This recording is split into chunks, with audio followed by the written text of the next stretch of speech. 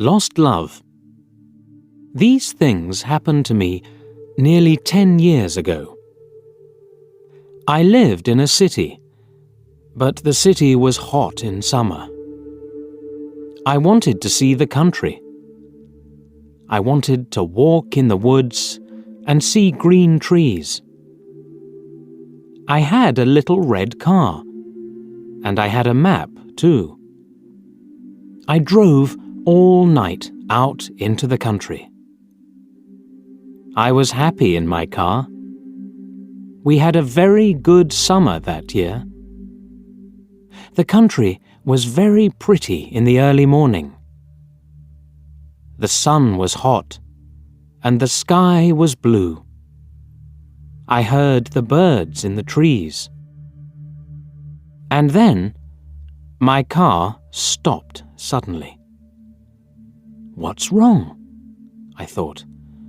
Oh dear, I haven't got any petrol. Now I'll have to walk. I'll have to find a town and buy some petrol. But where am I? I looked at the map. I wasn't near a town. I was lost in the country. And then I saw the girl. She walked down the road with flowers in her hand. She wore a long dress, and her hair was long too. It was long and black, and it shone in the sun. She was very pretty.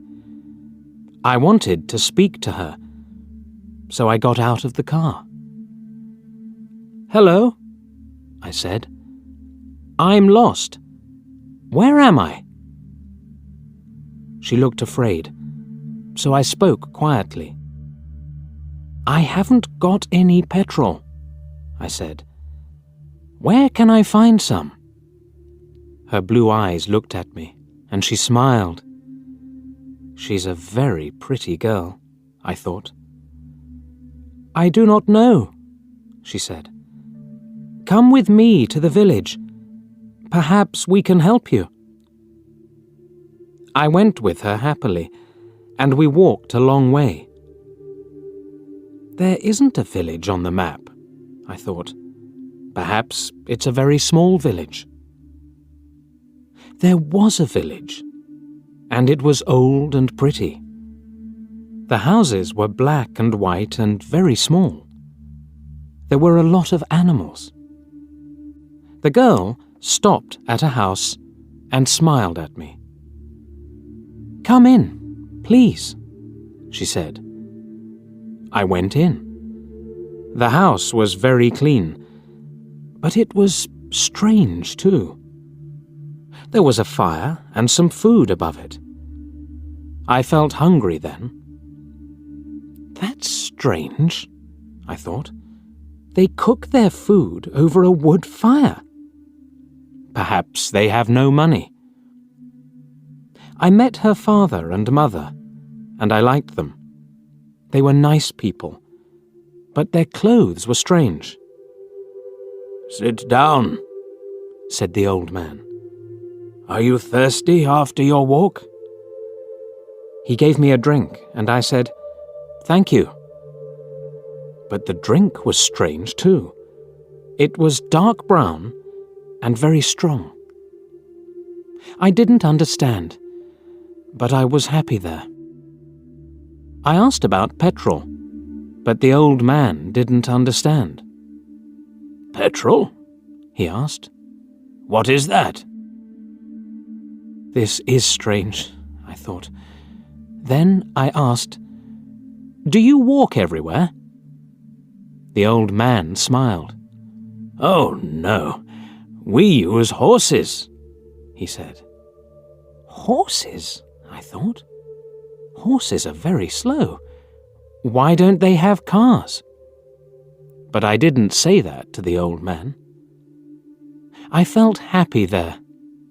I stayed all day, and I ate dinner with them that evening. Then the girl and I went out into the garden. The girl's name was Mary. "This is nice," she said. "We like having visitors. We do not see many people here." We spoke happily. She was very beautiful.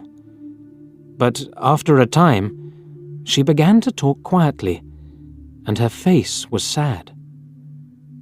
"Why are you sad?" I asked her. "I cannot tell you," she said. "You are only a visitor here.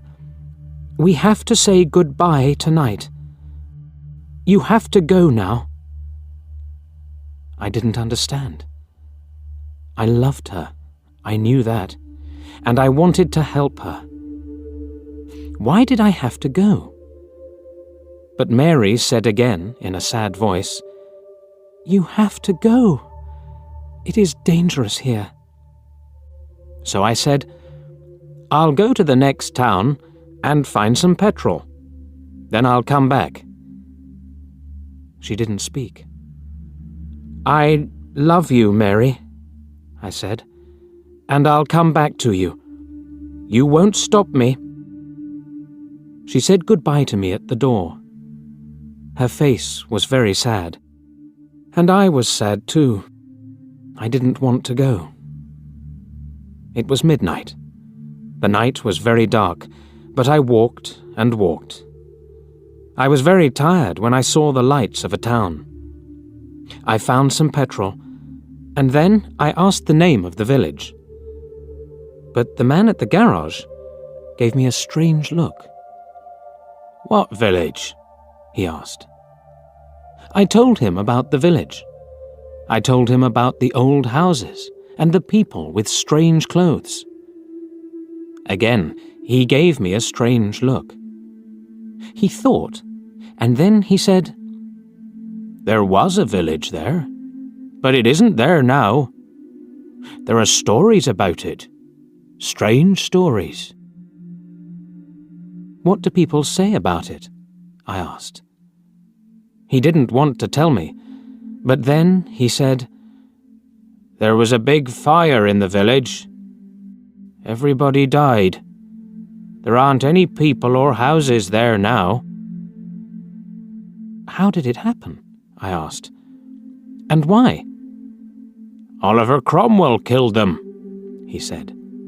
"He was angry with the villagers because they helped the king in the war." I couldn't speak. This isn't right, I thought.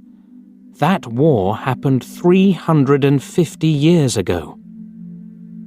Then I remembered the strange clothes, the long hair, the food over the fire, and the old houses. And I remembered, too, about the horses. "But I don't understand," I cried. "I saw the people and the village. I spoke to some people there." The man looked quickly at me, and then he spoke. "There's an interesting story about the village.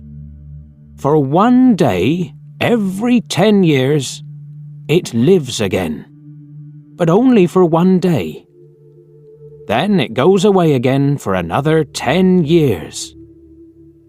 On that one day, you can find the village, but you have to leave before morning, or you will never leave."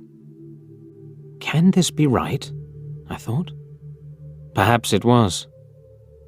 Mary said, "You have to go." She loved me, but she said, "We have to say goodbye." She was afraid for me. Now I understand, I thought. I went back to the village, but it wasn't there.